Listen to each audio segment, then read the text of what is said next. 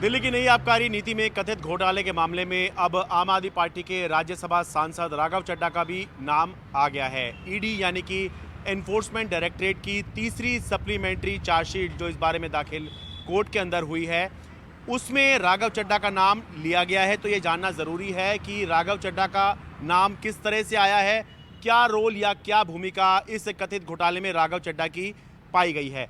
दरअसल इस पूरी चार्जशीट के अंदर एक पेज ऐसा है, पेज नंबर 102, जिसमें राघव चड्ढा का नाम आया है।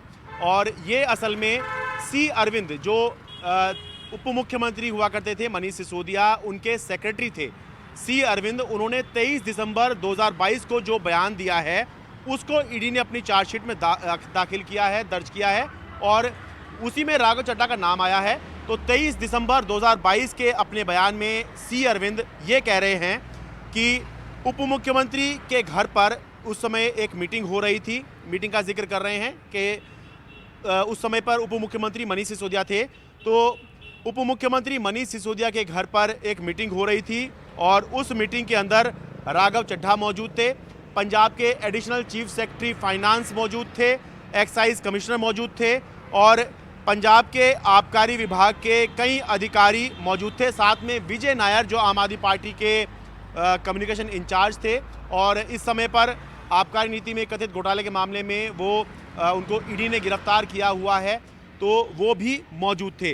तो कुल मिलाकर ये इतना रेफरेंस जो है वो राघव चड्ढा का आया है। फैक्चुअली रॉन्ग और इनकरेक्ट खबर दिखाई जा रही है। मैं साफ करना चाहता हूं कि मेरा नाम इन्फोर्समेंट डायरेक्टरेट की किसी भी कंप्लेंट में एक अक्यूज्ड के तौर पर या एक सस्पेक्ट के तौर पर कहीं नहीं है। अक्यूज्ड और सस्पेक्ट तो छोड़ दीजिए, बतौर विटनेस भी मेरा नाम कहीं नहीं है।